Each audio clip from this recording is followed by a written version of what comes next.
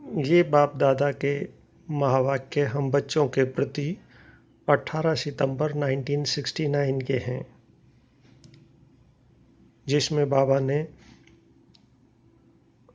कहा, अव्यक्त बनना अच्छा भी लगता है, फिर भी व्यक्त में क्यों आते हो? व्यक्त में आने से ही व्यर्थ संकल्प आते हैं और व्यर्थ कर्म होते हैं। तो व्यक्त से अव्यक्त बनने में मुश्किल क्यों लगती है? व्यक्त में जल्दी आ जाते हैं, अव्यक्त में मुश्किल से टिकते हैं।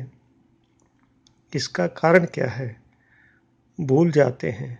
भूलते भी क्यों हैं? देह अभिमान भी क्यों आ जाता है?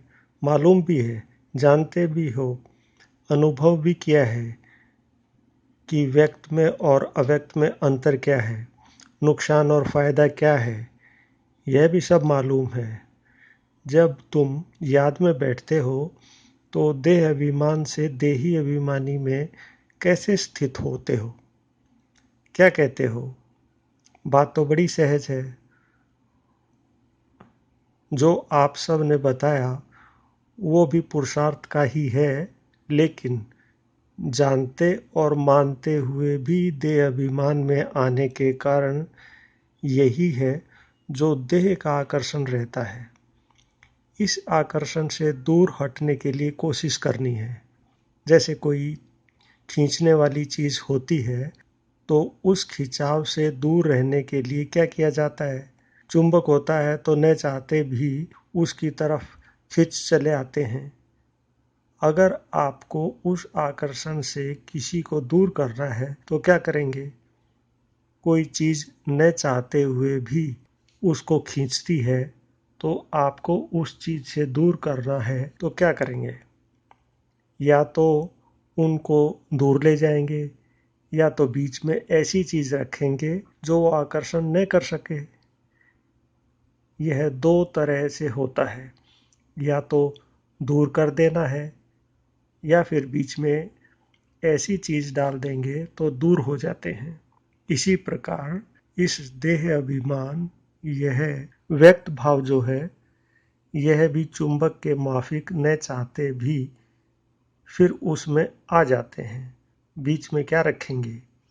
स्वयं को जानने के लिए क्या आवश्यकता है जिससे स्वयं को और सर्वशक्तिवान परमात्मा को पूर्ण रीति जान सकते हो? एक ही शब्द है, स्वयं को और सर्वशक्तिमान बाप को पूर्ण रीति जानने के लिए संयम चाहिए।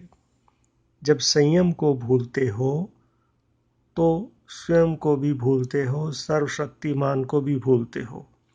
अलबेलेपन का संस्कार भी क्यों आ जाता है? कोई न कोई संयम को भूलते हो। तो संयम जो है वो स्वयं को और सर्वशक्तिवान बाप को समीप लाता है।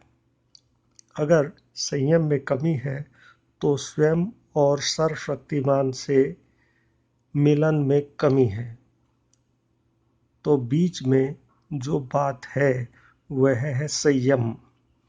कोई न कोई संयम जब छोड़ते हो तो यह याद भी छूटती है।